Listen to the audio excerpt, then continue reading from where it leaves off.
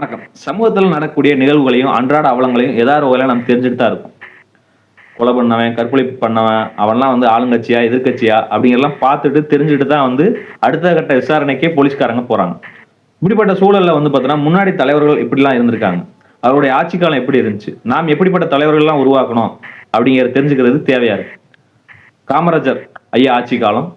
அந்த காலகட்டத்தில பார்த்தீங்கன்னா, குறிப்பிட்ட பகுதியில ஒரு கலவரம். அதுல பார்த்தோன்னா, ஒருத்தர் பாதிக்கப்படுறார். அவர் வாக்குமூலத்துல தன்னுடைய இறுதி வாக்குமூலத்துல பார்த்தோன்னா, கதிர்வேலு அப்படிங்கிற ஒரு பெயரை குறிப்பிட்டு இறந்துறார். இதனால அவர் மேல நடவடிக்கை எடுக்க போறாங்க. அந்த சூழலை தெரிஞ்சுக்கிட்டு அப்போதைய போலீஸ் இலாக்கா மந்திரி கக்கன் பதறி போய் காமராஜர்கிட்ட போறாரு. ஐயா இந்த மாதிரி கதிர்வேலை பார்த்தோன்னா, வாக்குமூலத்துல பெயர் குறிப்பிட்டாங்க. அதனால பார்த்தோன்னா, போலீஸார் அவரை அரெஸ்ட் பண்ண போறாங்க அப்படின்னு சொன்ன உடனே காமராஜர் ஐயா இதுக்கு ஏன் பதறீங்க? சட்டம் தன்னோட கடமையை செய்யட்டும். எது சரி தவறுங்கிறத அவர்களே முடிவு செய்யட்டும் அப்படின்னு சொல்றாரு. கதிர்வேலு கைது செய்யப்படுகிறார். கதிர்வேலுங்கிறவர் வேற யாரும் கிடையாது. காமராஜரோட உடன் பிறந்த நாகம்மையோட பேரன். காமராஜருக்கும் பேரன்.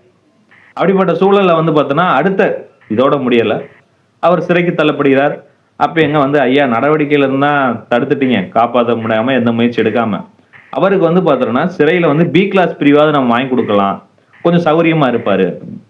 இப்ப பி கிளாஸ்ல இடம் வாங்கணும்னா அவன் என்னவா இருக்கணும் அப்படின்னு சொல்லி காமராஜ் ஐயா கக்கன்ன கேட்கிறாரு.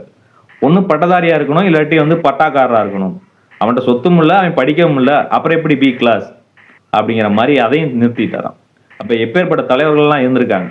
இப்ப எல்லாம் அந்த மாதிரியான சூழ்நிலையில நம்ம கற்பனையில கூட நினைச்சு பார்க்க முடியாது. இதெல்லாம் நாம் அடுத்த தலைமுறைக்கு கொண்டு போக வேண்டிய கட்டாயத்திலையும் இருக்கும். நன்றி.